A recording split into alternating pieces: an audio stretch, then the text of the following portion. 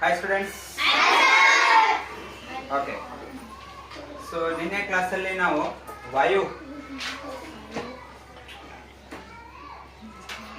ವಾಯುವಿನ part 1 ನಾವು ತಿಳ್ಕೊಂಡಿದ್ದೀವಿ. ಇವತ್ತು ವಾಯುವಿನ ಮುಂದುವರಿದ ಭಾಗವನ್ನ ನಾವು ಇವತ್ತಿಷ್ಟು ಚರ್ಚೆ ಮಾಡಲಿದ್ದೇವೆ. ಸೊ ಎಲ್ಲರೂ ರೆಡಿ ಇದ್ದೀರಿ? ಎಸ್. ಸೊ ನಾನು ಹಿಂದಿಂದು ಪುನರಾವರ್ತನೆ ಮಾಡದೆ ನಾ ನೇರವಾಗಿ ಈಗ ಏನ್ ಮಾಡ್ತೇನೆ, ಈ ಒಂದು ಪಾಯಿಂಟ್ಸ್ ಅನ್ನ ತಮಗೆ ಕ್ಲಿಯರ್ ಮಾಡ್ಲಿಕ್ಕೆ ಇಷ್ಟಪಡ್ತೇನೆ. ಓಕೆ. ಸೊ ನೋಡಿ, ವಾಯು ಅಂದರೆ ಏನು ಅದೆಲ್ಲವನ್ನ ನಾವು ತಿಳ್ಕೊಂಡಿದ್ದೇವೆ. ಓಕೆ, ವಾಯುವಿನ ಸಂಯೋಜನೆ ತಿಳ್ಕೊಂಡಿದ್ದೀವಿ, ಅದೆಲ್ಲ ಆಯ್ತು. ಈಗ ಹಲವು ಅನಿಲಗಳ ಮಿಶ್ರಣಗಳಿಗೆ ನಾವೇನೆಂದು ಕರೆಯುತ್ತೇವೆ? ಸೊ ಹಲವು ಅನಿಲಗಳ ಮಿಶ್ರಣಕ್ಕೆ ಅಂದ್ರ ಅನಿಲಗಳು ಹಲವಾರು ಇದ್ದಾವೆ ಅಂತ ನಾವೇನು ಡಿಸ್ಕಸ್ ಮಾಡಿದ್ದೀವಿ. ಓಕೆ, ಅಂದ್ರೆ ನೈಟ್ರೋಜನ್ ಆಗಿರ್ಬೋದು, ಆಮ್ಲಜನಕ ಆಗಿರ್ಬೋದು, ಓಕೆ, ಇಂಗಾಲದ ಡೈಆಕ್ಸೈಡ್ ಆಗಿರ್ಬೋದು, ಮತ್ತೆ ಕೆಲವೊಂದು ನೀರಾವಿ ಜಡ ಅನಿಲಗಳು ಮತ್ತು ಯಾವುದು ಈ ಧೂಳು ಅನ್ನುವಂಥದ್ದು, ಇವೆಲ್ಲ ಸೇರಿ ನಾವು ಅನಿಲಗಳ ಮಿಶ್ರಣ ಅಂತ ಕರಿತೀವಿ. ಓಕೆ, ಆ ಎಲ್ಲ ಅನಿಲಗಳ ಒಂದು ಮಿಶ್ರಣಕ್ಕೆ ನಾವೇನೆಂದು ಕರಿತೀವಪ್ಪ? ಏನಂತ ಕರಿತೀವಿ? ವಾಯು. ಓಕೆ, ಅದೇ ಬರ್ಬೇಕು ನಮಗೆ. ಓಕೆ, ವಾಯು ಅಂತ ಕರಿತೇವೆ, ಅಥವಾ ಗಾಳಿ ಅಂತ ಕರಿತೇವೆ, ಅಥವಾ ಅನಿಲ ಅಂತ ಕರಿತೇವೆ, ಅಥವಾ ಪವನ ಅಂತ ಕರಿತೇವೆ ಅಲ್ವಾ? ಇವೆಲ್ಲವೂ ಏನೋ ಅನಿಲಗಳ ಮಿಶ್ರಣಕ್ಕೂ ನಾವು ಹಾಗೆ ಕರಿತೇವೆ, ವಾಯು ಅಂತ ಕರಿತೇವೆ. ಓಕೆ, ಇದು ಒಂದು ಪಾಯಿಂಟ್ ಕ್ಲಿಯರ್ ಆಯ್ತು ನಿಮಗೆ? ಸೊ ಇದು ಪರೀಕ್ಷೆಯಲ್ಲಿ ಬರುವಂತ ಪ್ರಶ್ನೆ ಇದು. ಈ ರೀತಿಯಾಗಿ ಹಲವು ಅನಿಲಗಳ ಮಿಶ್ರಣಗಳಿಗೆ ಏನಂತ ಕರೀತಾರೆ? ಅಥವಾ ಗಾಳಿ ಅಂತ. ಅಲ್ಲಿ ಆಪ್ಷನ್ಸ್ ABCD, ಅಲ್ಲಿ ಯಾವ ಆಪ್ಷನ್ಸ್ ಕೊಟ್ಟಿರ್ತಾರೆ ಈ 4ರಲ್ಲಿ ಇದಂತೂ ಕೊಡೋದಿಲ್ಲ, ಅನಿಲ ಅಂತ ಕೊಡೋದಿಲ್ಲ. ಯಾಕಂದ್ರೆ ಇಲ್ಲಿ ಅನಿಲ ಅಂತ ಬಂದಿದೆ. ಓಕೆ, ಅನಿಲವನ್ನು ಬಿಟ್ಟು ವಾಯು, ಗಾಳಿ ಅಥವಾ ಪವನ ಈ ರೀತಿಯಾಗಿ ಏನಾದ್ರು ಬಂದ್ರೆ ಆಪ್ಷನ್ಸ್ ಅಲ್ಲಿ, ಅದು ನೀವು ಕಣ್ಣು ಮುಚ್ಚಿ ಏನ್ ಮಾಡ್ಬೇಕು, ಅದಕ್ಕೆ ಟಿಕ್ ಹಾಕ್ಬೇಕು. ಅರ್ಥ ಆಯ್ತಲ್ಲ? ಇದು ಒಂದು ಪಾಯಿಂಟ್. ಓಕೆ, ಸೊ ಇದಾದ ನಂತರ ಯಾವುದು? ಪರ್ಯಾಯ ಇಂಧನ ಮೂಲಗಳು ಯಾವುವು ಅಂತ ಹೇಳಿ.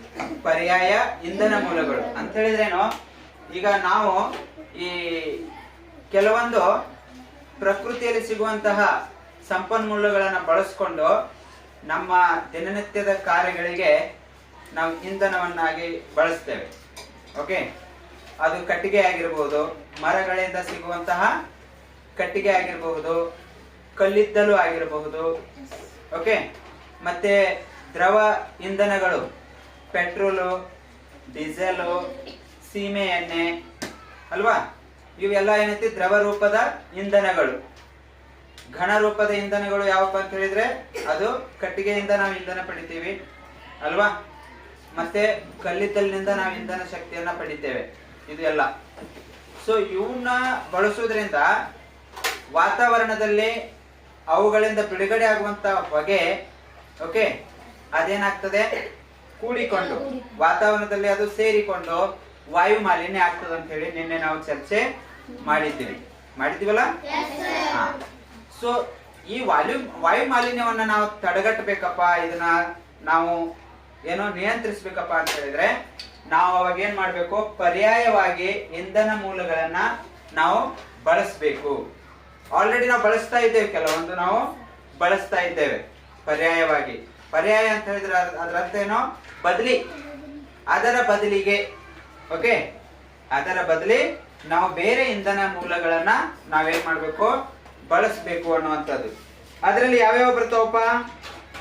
ಒಂದನೇದು ಸೌರಶಕ್ತಿ ಬರ್ತದ. ಯಾವುದು? ಸೌರಶಕ್ತಿ ಬರ್ತದ. ಓಕೆ, ಸೂರ್ಯನ ಒಂದು ಕಿರಣದಿಂದ, ಸೂರ್ಯನ ಬೆಳಕಿನಿಂದ ನಾವು ಇಂಧನವನ್ನ ಏನು ತಯಾರಿಸಿಕೊಳ್ಳಬಹುದು. ಓಕೆ, ಸೊ ಅದು ಸೋಲಾರ್ ಲೈಟ್ ಆಗಿರ್ಬೋದು, ಸೋಲಾರ್ ಪ್ಯಾನಲ್ ಆಗಿರ್ಬೋದು, ನಾವು ಬಳಸಿ ಏನ್ ಮಾಡ್ತೇವೆ? ನಮ್ಮ ದಿನನಿತ್ಯದ ಕೆಲಸ ಕಾರ್ಯಗಳಿಗೆ ಬಳಸ್ಕೊಳ್ತೇವೆ. ಇದು ಒಂದು ಇಂಧನದ ಮೂಲ. ಇದು ಪ್ರಕೃತಿಯಲ್ಲಿ ಹೇರಳವಾಗಿ ಸಿಗುವಂತದ್ದು. ಅಂದ್ರೇನು? ಸೂರ್ಯನಿಂದ ನಮಗೆ ಬೆಳಕು ಮತ್ತು ಆ ಒಂದು ಶಕ್ತಿ ನಿರಂತರವಾಗಿ ಸಿಗ್ತಾನೆ ಇರುತ್ತೆ. ಸೊ ಅದನ್ನ ಬಳಸ್ಕೊಂಡ್ರೆ ನಮ್ಮ ವಾತಾವರಣ ಏನಾಗೋದಿಲ್ಲ? ಹಾಳಾಗೋದಿಲ್ಲ, ಮಾಲಿನ್ಯ ಆಗೋದಿಲ್ಲ ಅಲ್ವಾ? ಪ್ರೀತಮ್. ಹಾ, ನೆಕ್ಸ್ಟ್ ಯಾವುದು? ಅದಾದ ನಂತರ ಹೇಳಿ. ಜಲವಿದ್ಯುತ್ ಶಕ್ತಿ. ಯಾವುದು? ಜಲವಿದ್ಯುತ್ ಶಕ್ತಿ. ಓಕೆ. ಸೊ ಜಲ ಶಕ್ತಿ ಅಂತ ಹೇಳಿದ್ರೆ ನೀರನ್ನ ನಾವು ಶಕ್ತಿಯಾಗಿ ಪರಿವರ್ತನೆ ಮಾಡಿ ಅದನ್ನ ಬಳಸ್ಕೋಬಹುದು. ವಿದ್ಯುತ್ ಅನ್ನ ಜಲದಿಂದ ಅಂದ್ರೆ ನೀರಿನಿಂದ ವಿದ್ಯುತ್ ಉತ್ಪಾದನೆ ಮಾಡಿ ಆ ವಿದ್ಯುತ್ ಉತ್ಪಾದನೆಯಿಂದ ನಾವು ಏನ್ ಮಾಡಬಹುದು, ಈ ನಮ್ಮ ದಿನನಿತ್ಯದ ಕೆಲಸ ಕಾರ್ಯಗಳಿಗೆ ಬಳಸ್ಕೋಬಹುದು. ಆಲ್ರೆಡಿ ಅದನ್ನ ನಾವು ಬಳಸ್ತಾ ಇದ್ದೇವೆ. ಜಲ ವಿದ್ಯುತ್ ಶಕ್ತಿಯನ್ನ ನಾವು ನಿರಂತರವಾಗಿ ಬಳಸ್ತಾ ಇದ್ದೇವೆ. ಓಕೆ, ಮೇನ್ ಆಗಿ ಅದೇ ಸೋರ್ಸ್ ನಮಗೆ. ಓಕೆ, ಸೊ ಹಳ್ಳಿಯಲ್ಲಿ ಈ ಎಲ್ಲ ಇಂಧನ ಮೂಲಗಳು ಇವು ಎಲ್ಲ ಸ್ವಲ್ಪ ಕಡಿಮೆ. ಅಲ್ಲಿ ಕಟ್ಟಿಗೆ, ಸೌದೆ ಈ ರೀತಿಯಾಗಿ ಬಳಸ್ತಾರೆ. ಓಕೆ, ಸೊ ಹಾಗಾಗಿ ಏನೈತಿ, ವಾತಾವರಣ ಅಲ್ಲಿ ದೂಷಿತ ಆಗ್ತದೆ. ಅಲ್ಲಿ ನೋಡಿ, ಅಲ್ಲಿ ಕೆಲಸ ಮಾಡುವಂತ ಹೆಣ್ಣು ಮಕ್ಕಳು ಅಂತ ಹೇಳಿದ್ರೆ ಅಡಿಗೆ ಮಾಡುವಂತ ಹೆಣ್ಣು ಮಕ್ಕಳು, ಓಕೆ, ಹಳ್ಳಿಯಲ್ಲಿ ಅವ್ರು ಪ್ರತಿದಿನ ಏನ್ ಮಾಡ್ತಿ, ಕಟ್ಟಿಗೆಯಿಂದ ಬೆಂಕಿ ಹಚ್ಚಿ ಅಲ್ಲಿ ಏನೈತಿ ಈ ಅಡಿಗೆಗಳನ್ನ ತಯಾರು ಮಾಡ್ತಾರೆ. ಅದು ಬಿಡುವಂತ ಹೊಗೆ ಅವರು ಪ್ರತಿದಿನ ಅದನ್ನ ಏನ್ ಮಾಡ್ತಾ ಇರ್ತಾರೆ, ಸೇವಿಸ್ತಾ ಇರ್ತಾರೆ. ಹೀಗಾಗಿ ಪಾಪ ಅವ್ರಿಗೆ ಏನಾಗ್ತದೆ, ಆರೋಗ್ಯ ಸಮಸ್ಯೆ ಉಂಟಾಗ್ತದೆ. ಬಟ್ ಸಿಟಿಯಲ್ಲಿ ಅದನ್ನ ನಾವು ಒಲೆ ಅನ್ನುವಂಥದ್ದು ಇರೋದೇ ಇಲ್ಲ. ಈ ಸಿಟಿ ಲೈಫ್ ಅಂತ ಹೇಳಿದ್ರೆ ಟೋಟಲಿ ನಾವು ಈ ಒಂದು ಗ್ಯಾಸ್ ಅನ್ನ ಯೂಸ್ ಮಾಡ್ತೇವೆ ಅಲ್ವಾ? ಗ್ಯಾಸ್ ಅನ್ನ ಯೂಸ್ ಮಾಡಿ ನಾವು ಅಡಿಗೆ ಮಾಡೋದ್ರಿಂದ ನಮ್ಮ ಇಲ್ಲಿ ಸಿಟಿಯಲ್ಲಿ ಇರುವಂತಹ ಹೆಣ್ಣು ಮಕ್ಕಳಿಗೆ ಅದರಿಂದ ಯಾವುದೇ ರೀತಿಯ ಒಂದು ತೊಂದರೆ ಆಗೋದಿಲ್ಲ. ಈಗ ಪ್ರಧಾನಮಂತ್ರಿಗಳು ಹರ್ ಘರ್, ಓಕೆ, ಉಜ್ವಲ್ ಯೋಜನೆ ಮಾಡಿದ್ದಾರೆ. ಎಲ್ಲಾ ಮನೆಗೆ ಏನ್ ಮಾಡಿದ್ದಾರೆ, ಗ್ಯಾಸಿನ ಒಂದು ಕನೆಕ್ಷನ್ ಅನ್ನ ಕೊಡಿಸಿದ್ದಾರೆ. ಓಕೆ, ಉಚಿತವಾಗಿ ಕೊಟ್ಟಿದ್ದಾರೆ. ಅದಕ್ಕೆ ಉಜ್ವಲ ಯೋಜನೆ ಅಂತ ಕರಿತೀವಿ ನಾವು. ಏನಂತ ಕರಿತೇವೆ? ಉಜ್ವಲ ಯೋಜನೆ. ಮನೆ ಮನೆಗೂ, ಪ್ರತಿಯೊಬ್ಬರು ಮನೆಗೂ ಇವತ್ತು ನಾವು ಗ್ಯಾಸ್ ಅನ್ನು ನೋಡ್ತಾ ಇದ್ದೇವೆ ಅಲ್ವಾ? ಸೊ ಮೋದಿ ಅವರು ಅವರ ಒಂದು ಆಡಳಿತ ಪ್ರಾರಂಭ ಆದಾಗ ಈ ಒಂದು ಯೋಜನೆಯನ್ನ ಹಾಕೊಂಡು ಮನೆ ಮನೆಗೆ ಗ್ಯಾಸ್ ಕನೆಕ್ಷನ್ ಅನ್ನ ಕೊಟ್ಟಿದ್ದಾರೆ. ಓಕೆ, ಸೊ ಅದರಿಂದ ಸ್ವಲ್ಪ ಈಗ ರಿಲ್ಯಾಕ್ಸ್ ಆಗಿದ್ದಾರೆ ಎಲ್ಲರೂ. ಒಂದು ವಾಯು ಮಾಲಿನ್ಯ ಆಗೋದು ಕಡಿಮೆ ಆಗಿದೆ. ಮತ್ತೆ ಅಲ್ಲಿಯ ಹೆಣ್ಣು ಮಕ್ಕಳಿಗೆ ಆ ಒಂದು ಏನೋ ಹೊಗೆಯಿಂದ ಮುಕ್ತಿ ಅವರಿಗೆ ಸಿಕ್ಕಾಗಿದೆ. ಓಕೆ, ಜಲ ವಿದ್ಯುತ್ ಶಕ್ತಿಯಿಂದ ಅಂತ ಹೇಳಿದ್ರೆ ನಾವು ಕರೆಂಟ್ ಉತ್ಪಾದನೆ ಮಾಡ್ತೇವೆ. ಜಲ ವಿದ್ಯುತ್ನಿಂದ ಕರೆಂಟ್ ಉತ್ಪಾದನೆ ಮಾಡಿ ಅದರಿಂದ ನಾವು ಏನ್ ಮಾಡಬಹುದು, ಈ ಎಲ್ಲ ಎಲೆಕ್ಟ್ರಾನಿಕ್ಸ್ ಅನ್ನ ನಾವು ಬಳಸಬಹುದು. ಓಕೆ, ಈಗ ಸಿಟಿಯಲ್ಲಿ ಅಂತೂ ಮೈಕ್ರೋವೇವ್ ಬಂದಿದಾವ್, ಕರೆಂಟಿನ ಒಲಿ ಬಂದಿದಾವ್, ಹೌದಾ? ಅವೆಲ್ಲ ಬಂದಿದಾವ್. ಬಟ್ ಅದನ್ನ ಅತಿಯಾಗಿ ಯೂಸ್ ಮಾಡೋದ್ರಿಂದ ಈಗ ಕರೆಂಟ್ ಬಿಲ್ನು ಏನಾಗ್ತಾ ಇದೆ, ಜಾಸ್ತಿ ಆಗ್ತಾ ಇದೆ. ಸೊ ಕರೆಂಟ್ ಅನ್ನು ಉಳಿಸ್ಬೇಕಲ್ಲ ನಾವು. ಸೊ ಆ ಉಳಿಸೋ ಉದ್ದೇಶದಿಂದ ಈಗ ಏನೈತಿ, ನಾವು ಅದರ ಈ ವಿದ್ಯುತ್ ಅನ್ನ, ಓಕೆ, ಈಗ ನೈಸರ್ಗಿಕವಾಗಿ ನಾವೇನ ತಯಾರು ಮಾಡ್ತಾ ಇದೀವಲ್ಲ ವಿದ್ಯುತ್ ಅನ್ನ, ಅದನ್ನು ಕಡಿಮೆ ಮಾಡಿ ನಾವೀಗ ಎಲೆಕ್ಟ್ರಿಕಲ್ ಮೇಲೆ ಹೋಗಿದ್ದೀವಿ. ಸೂರ್ಯನ ಬೆಳಕಿನಿಂದ ನಾವು ಕರೆಂಟ್ ಅನ್ನು ಉತ್ಪಾದನೆ ಮಾಡ್ತೇವೆ ಅಲ್ವಾ? ಸೊ ಹೀಗೆ ಎಲ್ಲ ನಾವೀಗ ಮಿಕ್ಸ್ ಆಗಿ ಎಲ್ಲ ಬಳಸ್ತಾ ಇದ್ದೇವೆ. ಇದರಿಂದ ಸ್ವಲ್ಪ ಕಂಟ್ರೋಲ್ ಅಲ್ಲಿ ಇದೆ, ಬ್ಯಾಲೆನ್ಸ್ ಆಗಿದೆ. ಓಕೆ, ಮತ್ತೆ ಮೂರನೇದು ಯಾವ್ದಪ್ಪ ಅಂತ ಹೇಳಿದ್ರೆ ಅದು ಪವನ ಶಕ್ತಿ. ಯಾವ್ದು? ಪವನ ಶಕ್ತಿ. ಸೊ ಈ ವಾಯು ಬಗ್ಗೆ ನಾವು ಡಿಸ್ಕಸ್ ಮಾಡ್ತಾ ಇದ್ದೇವೆ ಅಂದ್ರೆ, ಸೊ ವಾತಾವರಣದಲ್ಲಿ ನಮ್ಮ ಭೂಮಿಯ ಮೇಲೆ ಏನೋ ಈ ಗಾಳಿ ಬೀಸ್ತಾನೆ ಇರುತ್ತೆ. ಒಮ್ಮೆ ಜೋರಾಗಿ ಬೀಸ್ತದೆ, ಒಮ್ಮೆ ಸ್ಲೋ ಆಗಿ ಬೀಸ್ತದೆ. ಅದಕ್ಕೆ ಯಾರು ಏನೋ ಅಡೆತಡೆ ಮಾಡುವ ಹಾಗೆ ಇಲ್ಲ, ಮಾಡುವುದೂ ಇಲ್ಲ. ಸೊ ತನ್ನ ಪಾಡಿ ತಾ ಬೀಸ್ತಾ ಇರ್ತದೆ. ಸೊ ಇದನ್ನ ಅಡ್ವಾಂಟೇಜ್ ಆಗಿ ನಾವೇನ್ ಮಾಡ್ಬೇಕು, ಬಳಸ್ಕೋಬೇಕು. ಸೊ ಸರ್ಕಾರ ಇದನ್ನ ಅಡ್ವಾಂಟೇಜ್ ಆಗಿ ಏನ್ ಮಾಡಿದ್ದಾರೆ, ಬಳಸ್ಕೊಂಡಿದ್ದಾರೆ. ಸೊ ಅದನ್ನ ಯಾವ ರೀತಿ ಬಳಸ್ಕೊಂಡಿದ್ದಾರೆ ಅಂತ ಹೇಳಿದ್ರೆ, ನಾವು ವಿದ್ಯುತ್ ಉತ್ಪಾದನೆ ಮಾಡ್ಲಿಕ್ಕೆ, ಓಕೆ, ಪವನ ಶಕ್ತಿಯನ್ನ ನಾವು ಏನು ಮಾಡ್ತಾ ಇದ್ದೇವೆ, ಗಾಳಿಯಿಂದ ಶಕ್ತಿಯನ್ನ ಉತ್ಪಾದನೆ ಮಾಡ್ತಾ ಇದ್ದೇವೆ. ಯಾವ್ದ್ರ ಶಕ್ತಿ? ಅದು ಕರೆಂಟ್, ಪವರ್ ಸಪ್ಲೈ ಅನ್ನ ನಾವು ಪಡಿತಾ ಇದ್ದೇವೆ. ಸೊ ನೀವು ಫ್ಯಾನ್ ನೋಡಿದಿರಲ್ಲ, ಸೊ ಒಂದು ಟವರ್ ಮಾಡಿರ್ತಾರೆ, ಅದಕ್ಕೆ ದೊಡ್ಡದು ಏನ್ ಮಾಡಿರ್ತಾರೆ, ಫ್ಯಾನ್ ಅನ್ನ ಕೂರಿಸಿರ್ತಾರೆ. ಅದು ಪ್ರತಿದಿನ ಪ್ರತಿ ಕ್ಷಣ ತಿರುಗ್ತಾನೆ ಇರುತ್ತೆ. ಸೊ ಅದು ತಿರುಗೋದ್ರಿಂದ ಅಂದ್ರೆ ಗಾಳಿ ಅದಕ್ಕೆ ಸಂಪರ್ಕ, ಗಾಳಿ ಅದರ ಒಂದು ಏನೋ ನೇರವಾಗಿ ತಾಗೋದ್ರಿಂದ ಅವು ಬ್ಲೇಡ್ಸ್ ಏನಾಗ್ತಾವು, ತಿರುಗ್ತಾನೆ ಇರ್ತಾವ. ಸೊ ಅದು ತಿರುಗೋದ್ರಿಂದ ಒಳಗಡೆ ಟರ್ಬೈನ್ಸ್ ಮತ್ತು ಮಷಿನ್ಸ್ ಏನ್ ಇರ್ತಾವಲ್ಲ, ಅವೆಲ್ಲ ಸ್ಪೀಡ್ ಆಗಿ ತಿರುಗಿ ಅಲ್ಲಿ ಕರೆಂಟ್ ಉತ್ಪಾದನೆ ಮಾಡ್ತದ. ಮತ್ತು ಅದರಿಂದ ಉತ್ಪತ್ತಿ ಆದಂತ ಕರೆಂಟ್ ಹತ್ತಿರದ ಎಲ್ಲ ಸಿಟಿಗೆ, ಹಳ್ಳಿಗಳಿಗೆ, ಓಕೆ, ಆ ಕರೆಂಟ್ ಸಪ್ಲೈಯನ್ನ ಮಾಡ್ತಾರೆ. ಓಕೆ, ಸೊ ಸೊ ಇದು ಒನ್ ಟೈಮ್ ಇನ್ವೆಸ್ಟ್ಮೆಂಟ್, ಪ್ರತಿದಿನ ಅದಕ್ಕೇನೇನು ಇನ್ವೆಸ್ಟ್ಮೆಂಟ್ ಮಾಡುವಂಥದ್ದು ಏನೂ ಇಲ್ಲ. ಅದೊಂದು ಏನು ಸೆಟ್ ಏನಿದೆ ಅಲ್ಲ ಅದನ್ನು ಕೂರಿಸುವವರೆಗೆ ಅಷ್ಟೇ ಖರ್ಚು. ಅದಾದ ನಂತರ ಅದು ತನ್ನ ಪಾಡಿಗೆ ಏನ್ ಮಾಡ್ತಾ ಇರ್ತದೆ, ಕೆಲಸ ಮಾಡ್ತಾನೆ ಇರತ್ತೆ. ಓಕೆ, ಈ ಜಲ ವಿದ್ಯುತ್ ಉತ್ಪಾದನೆ ಇದು ಒಮ್ಮೆ ನಿಂತ್ಕೋಬಹುದು. ಮಳೆ ಆಗ್ಲಿಲ್ಲ ಅಂತ ಹೇಳಿದ್ರೆ ಡ್ಯಾಮ್ ಅಲ್ಲಿ ನೀರು ಸಂಗ್ರಹ ಆಗದೆ ಇದ್ರೆ ವಿದ್ಯುತ್ ಉತ್ಪಾದನೆ ಆಗೋದಿಲ್ಲ. ಅಲ್ಲಿ ಜಲ ವಿದ್ಯುತ್ ಉತ್ಪಾದನೆಗೆ ಮುಖ್ಯವಾಗಿ ಏನ್ ಬೇಕಪ್ಪ, ನಮಗೆ ನೀರು ಬೇಕು. ಸೊ ಮಳೆ ಆಗ್ಲಿಲ್ಲ ಅಂತ ಹೇಳಿದ್ರೆ ಡ್ಯಾಮ್ ಏನಾಗತ್ತೆ, ಬರಿದಾಗ್ತದೆ. ನೀರೇ ಇಲ್ಲ ಅಂತ ಹೇಳಿದ್ರೆ ಆ ವಿದ್ಯುತ್ ಶಕ್ತಿ ನಾವು ಉತ್ಪಾದನೆ ಮಾಡ್ಲಿಕ್ಕೆ ಆಗೋದಿಲ್ಲ ಅಲ್ವಾ. ಮತ್ತೆ ಇದು ಸೌರಶಕ್ತಿ, ಸೌರಶಕ್ತಿಯಿಂದ ನಾವು ವಿದ್ಯುತ್ ಉತ್ಪಾದನೆ ಮಾಡಬಹುದು. ಆದರೆ ಅದು ಬೇಸಿಗೆ ಕಾಲದಲ್ಲಿ ಅಲ್ವಾ, ಬೇಸಿಗೆ ಕಾಲದಲ್ಲಿ ಅಷ್ಟೇ ಮಾಡಬಹುದು ನಾವು, ಮಳೆಗಾಲದಲ್ಲಿ ಆಗೋದಿಲ್ಲ ಅಲ್ವಾ. ಮೋಡ ಕವಿದ ವಾತಾವರಣ ಇತ್ತಂತ ಹೇಳಿದ್ರೆ ಸೂರ್ಯನ ಬೆಳಕು ಆ ಒಂದು ಸೋಲಾರ್ ಪ್ಯಾನೆಲ್ ಮೇಲೆ ಬೀಳಲೇ ಇಲ್ಲ ಅಂತ ಹೇಳಿದ್ರೆ ಅಲ್ಲಿ ಆ ಒಂದು ಏನಂತೆ ಶಕ್ತಿಯನ್ನ ನಾವು ಪಡಿಲಿಕ್ಕೆ ಆಗೋದಿಲ್ಲ ಅಲ್ವಾ. ಸೊ ಬೆಸ್ಟ್ ಯಾವ್ದಪ್ಪ ಅಂತ ಹೇಳಿದ್ರೆ ಪವನ ಶಕ್ತಿ. ಓಕೆ, ಯಾಕಂದ್ರೆ 12 ತಿಂಗಳು 24x7 ಏನಾಗ್ತಾ ಇರ್ತದೆ, ಗಾಳಿ ಬೀಸ್ತಾನೆ ಇರ್ತದೆ ಅಲ್ವಾ. ಗಾಳಿ ಇಲ್ಲ ಅಂತ ಹೇಳಿದ್ರು ಆ ಫ್ಯಾನ್ಸ್ ಸಣ್ಣಗೆ ತಿರುಗ್ತಾನೆ ಇರ್ತವೆ. ಗಾಳಿ ಎಷ್ಟೇ ಜೋರಾಗಿ ಬೀಸಿದ್ರು ಅದೇನೈತಿ ತಿರುಗ್ತಾನೆ ಇರುತ್ತೆ. ಸೊ ಆ ಫ್ಯಾನ್ ತಿರುಗಲಿಕ್ಕೆ ಏನೋ ಸ್ವಲ್ಪ ಆದ್ರೂ ಗಾಳಿ ನಮಗೆ ಅದು ತಾಗ್ತಾನೆ ಇರುತ್ತೆ. ಓಕೆ, ಸೊ ಹೀಗಾಗಿ ಬೆಸ್ಟ್ ಏನಪ್ಪಾ ಅಂದ್ರೆ ಪವನ ಶಕ್ತಿ ಅಂದ್ರೆ ವಾಯುವನ್ನ ಬಳಸ್ಕೊಂಡು, ಗಾಳಿಯನ್ನ ಬಳಸ್ಕೊಂಡು ನಾವೇನ್ ಮಾಡಬಹುದು, ಈ ಒಂದು ಶಕ್ತಿಯನ್ನ ಪಡಿಬಹುದು. ಹೌದಲ್ಲ. ಸೊ ಈ ಪಾಯಿಂಟ್ಸ್ ಕ್ಲಿಯರ್ ಆಯ್ತಾ. ಸೊ ಪರ್ಯಾಯ ಇಂಧನ ಮೂಲಗಳು ಸೌರಶಕ್ತಿ, ಜಲವಿದ್ಯುತ್ ಶಕ್ತಿ ಮತ್ತು ಪವನ್ ವಿದ್ಯುತ್ ಶಕ್ತಿ. ಈಗ ಚಲಿಸುವ ಗಾಳಿಗೆ ಏನಿದೆ, ಈಗ ಪವನ ಶಕ್ತಿ ಉತ್ಪಾದನೆ ಆಗ್ಬೇಕಂತ ಹೇಳಿದ್ರೆ ಅಲ್ಲಿ ಗಾಳಿ ಚಲಿಸ್ತದಲ್ಲ. ಸೊ ಆ ಗಾಳಿಗೆ ಏನಿದೆಪ್ಪ, ಅಪಾರವಾದ ಏನಿದೆ, ಶಕ್ತಿ ಇದೆ ಅಲ್ವಾ. ಗಾಳಿಗೆ ಸಿಕ್ಕಾಪಟ್ಟೆ ಶಕ್ತಿ ಇದೆ. ಅದನ್ನ ಕಂಟ್ರೋಲ್ ಮಾಡ್ಲಿಕ್ಕೆ ಯಾವನಿಗೂ ಆಗೋದಿಲ್ಲ, ಯಾರಿಗೂ ಆಗೋದಿಲ್ಲ ಅಲ್ವಾ. ಅದು ತನ್ನಟಕ್ಕೆ ತಾನೇ ಶಾಂತ ಆಗ್ಬಿಟ್ರೆ ಅದನ್ನ ನೀವು ಕಂಟ್ರೋಲ್ ತರಲಿಕ್ಕೆ ಆಗೋದಿಲ್ಲ. ಬೆಂಕಿ ಅಷ್ಟೇ ದೊಡ್ಡದಾಗಿ ಉರಿಲಿ, ಎಷ್ಟೇ ಏನೋ ಬೃಹತ್ತಾಕಾರದಲ್ಲಿ ಬೆಂಕಿ ಹತ್ಲಿ, ಅದನ್ನ ತಣ್ಣಗೆ ಮಾಡಬಹುದು ನಾವು. ಅದಕ್ಕೆ ನೀರು ಸಿಂಪಡಿಸಿದ್ರೆ ಅಥವಾ ನಾವು ಏನಾದ್ರೂ ಅದಕ್ಕೆ ಕೆಮಿಕಲ್ ಅಂತ ಹೇಳಿದ್ರೇನು, ಈಗ ನಾವು ಫೈರ್ ಸ್ಟೇಷನ್ ಅಲ್ಲಿ ಕೊಡ್ತಾರಲ್ಲ, ಅದರಿಂದ ನಾವು ಏನಾದ್ರೂ ಆರಿಸಿದ್ರೆ ಬೆಂಕಿ ನಂದೇ ಹೋಗುತ್ತೆ, ಆರಿ ಹೋಗ್ತದಲ್ಲ. ಸೊ ಅದನ್ನ ಕಂಟ್ರೋಲ್ ಮಾಡಬಹುದು ನಾವು.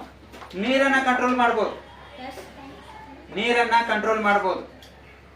ಓಕೆ, ಬಟ್ ಗಾಳಿಯನ್ನ ನಾವು ಕಂಟ್ರೋಲ್ ಮಾಡ್ಲಿಕ್ಕೆ ಆಗೋದಿಲ್ಲ.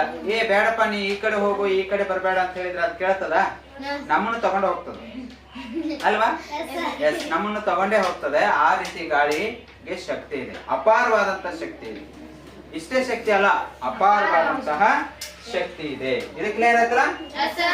ಈಗ ನೋಡ್ರಿ, ಅಪಾರದ ಶಕ್ತಿ ಇದೆ ಅಂತ ನಾವು ತಿಳ್ಕೊಂಡ್ವಲ್ಲ ಈಗ. ಹಾಗಾದ್ರೆ ಚಲಿಸುವ ಗಾಳಿಗೆ ಅಪಾರ ಶಕ್ತಿ ಇದೆ ಎಂದು ತೋರಿಸಲು, ಅದು ನಮಗ್ ಗೊತ್ತಾಗ್ಲಿಕ್ಕೆ ಏನು ನಿದರ್ಶನಗಳು ಇದ್ದಾವೆ. ಈಗ ಪಾಯಿಂಟ್ಸ್ ನೋಡ್ರಿ, ಇಲ್ಲಿ ಬರೀಲಿಕ್ಕೆ ಆಗೋದಿಲ್ಲ ಎಲ್ಲ ಪಾಯಿಂಟ್ಸ್, ಒಂದೊಂದಾಗಿ ತಿಳ್ಕೊಳ್ಳೋಣ ನಾವು. ಒಂದನೇ ಪಾಯಿಂಟ್ ಏನಪ್ಪಾ ಅಂತ ಹೇಳಿದ್ರೆ, ಜೋರಾಗಿ ಬೀಸಿದ ಗಾಳಿಯಿಂದ ಮನೆ ಛಾವಣಿಗಳು ಹಾರಿ ಹೋಗುವುದು ಅಲ್ವಾ. ಈಗ ಎಲ್ಲರೂ RCC ಮನೆಗಳು ಇರೋದಿಲ್ಲ, ಎಲ್ಲರೂ ಏನೈತೆ ಮೇಲೆ RCC ಹಾಕಿಸಿರಲ್ಲ, ಸಿಮೆಂಟ್. ಓಕೆ, ಈ ಭಾರತ ದೇಶದಲ್ಲಿ ಒಂದ್ 20% ಅಷ್ಟೇ ಏನೈತೆ ಅಗದಿ ಏನೈತೆ ಹೈಫೈ ಜೀವನ ಮಾಡುವಂತವ್ರು, ಹೈಫೈ ಮನೆ ಕಟ್ಟಿಸ್ಕೊಂಡು ಆರಾಮಾಗಿರುವರು ಅಂತ ಇದ್ದಾರೆ. ಬಟ್ ಉಳಿದ 80% ಎಲ್ಲರೂ ಎಲ್ಲ ಹಳ್ಳಿಯ ಜನರು ತಮ್ಮ ಮನೆಯ ಛಾವಣಿ RCC ಇಂದ ಕಟ್ಟಿಸಿರಲ್ಲ. ಅವ್ರದ್ದು ಹಂಚಿರತ್ತೆ, ಈ ಸೀಟ್ ಇರತ್ತೆ, ಹೌದಾ. ಮತ್ತೆ ಸಿಮೆಂಟ್ ಶೀಟ್ ಇರತ್ತೆ. ಕೆಲವರು ಹಾಳಿ ಹಾಕೊಂಡಿರ್ತಾರೆ, ಕೆಲವರು ಜೋಪಡಿ ಹಾಕೊಂಡಿರ್ತಾರೆ ಅಲ್ವಾ. ಮನೆಯಲ್ಲದವ್ರು ಏನ್ ಮಾಡ್ತಾರೆ ಪಾಪ, ಅವರು ಚಪ್ರಗಳನ್ನ ಹಾಕೊಂಡಿರ್ತಾರೆ.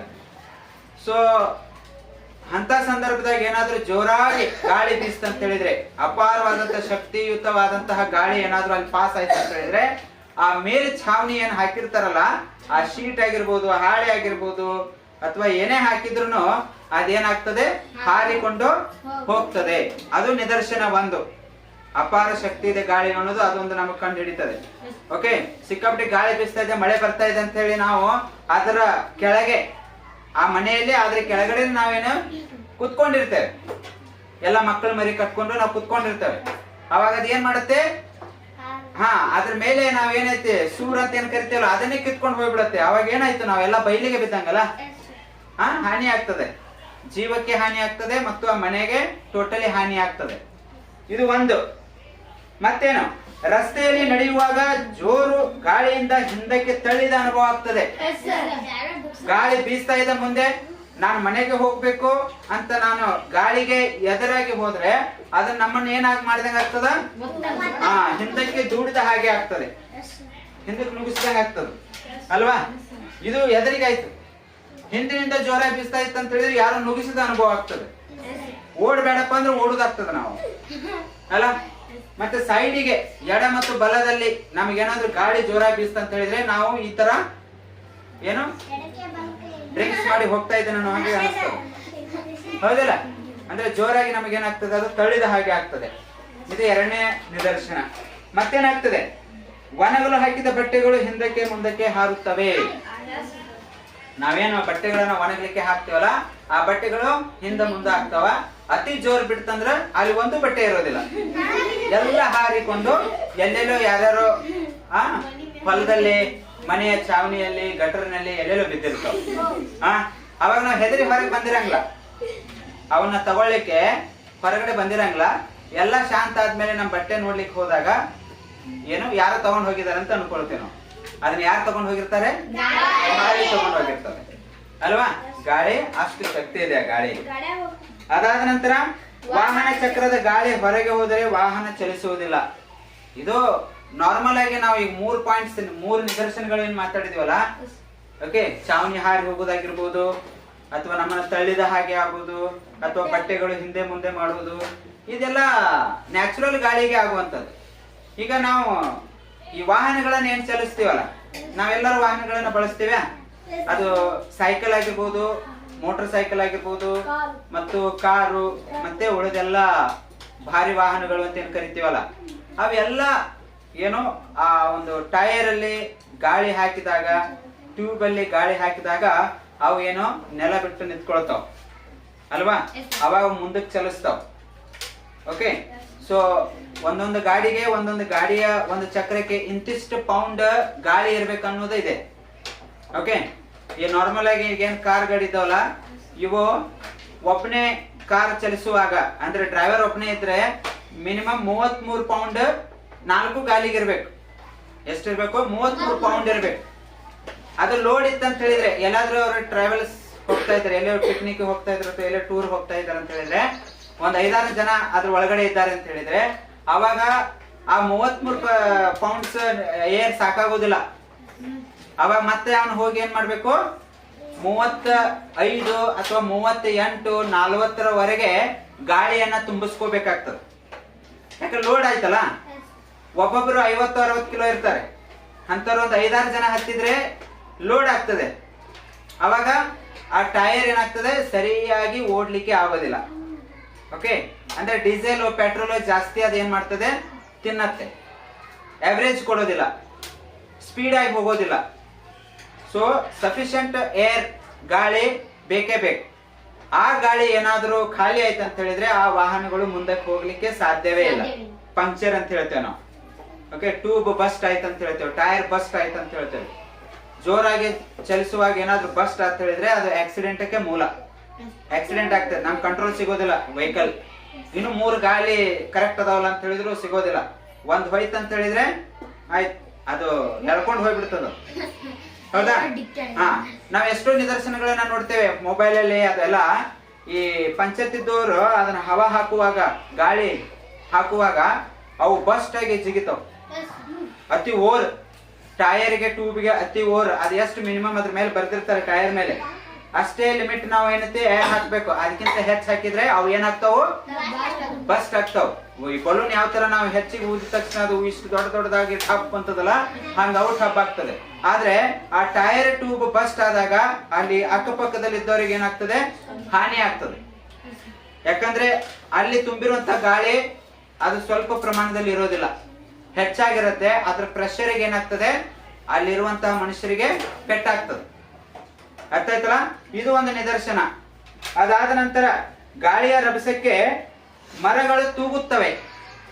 ಎಷ್ಟೇ ಬಲಿಷ್ಠವಾದಂತ ಮರಗಳಿರಲಿ, ಗಾಳಿ ಜೋರಾಗಿ ಬೀಸಿದಾಗ ಆ ಮರಗಳು ಏನಾಗ್ತಾವೋ, ತೂಗ್ತಾವ. ಜೋಕಾಲಿ ತೂಗದ ಹಾಗೆ ತೂಗ್ತಾವ. ಅತಿ ಜೋರು ಗಾಳಿ ಇದ್ದಾಗ ಅವು ಗಿಡ ಮರಗಳು ತಮ್ಮ ಕಂಟ್ರೋಲ್ ಮೀರಿ ಏನಾಗ್ತಾವ, ಬಾಗಿ ಮುರಿದು ಬೀಳ್ತಾವ ಅಲ್ವಾ? ಈ ಮಳೆಗಾಲದಲ್ಲಿ ಒಂದಾದ್ರೂ ಮಳೆಯಲ್ಲಿ ಆ ರೀತಿ ಅನುಭವ ಆಗೇ ಆಗ್ತದಿಲ್ಲ? ಹಾಗೆ ಆಗ್ತದೆ. ಎಸ್, ನೀವು ಎಲ್ಲಾದ್ರೂ ಹೋಗ್ತಾ ಇದ್ರೆ ದಾರಿ ಮಧ್ಯದಲ್ಲಿ ಅಕ್ಕಪಕ್ಕದ ಗಿಡಗಳು ಬಿದ್ದಿರ್ತಾವ ನೋಡಿ. ಓ, ಇಲ್ಲಿ ಸಿಕ್ಕಾಪಟ್ಟೆ ಮಳೆ ಆಗೈತಪ್ಪ ನಿನ್ನೆ ಅಂತ ಹೇಳ್ತೇವೆ ನಾವು, ಹೌದಲ್ಲ? ಇಲ್ಲಿ ಸಿಕ್ಕಾಪಟ್ಟೆ ಏನಾಗಿದೆ, ಮಳೆ ಗಾಳಿ ಬೀಸಿದೆ, ಗಾಳಿ ಮಳೆ ಆಗಿದೆ ಅಂತ ಹೇಳ್ತೇವೆ ನಾವು. ಓಕೆ, ಆ ರೀತಿ. ಮತ್ತೆ ಇನ್ನೊಂದು, ಗಾಳಿಪಟ ಮೇಲಕ್ಕೆ ಹೋಗುತ್ತದೆ. ನಾವು ಗಾಳಿಪಟವನ್ನ ಹಾರಿಸುವಾಗ ಗಾಳಿಪಟ ಏನಾಗ್ತದೆ, ಮೇಲಕ್ಕೆ ಹೋಗ್ತದೆ.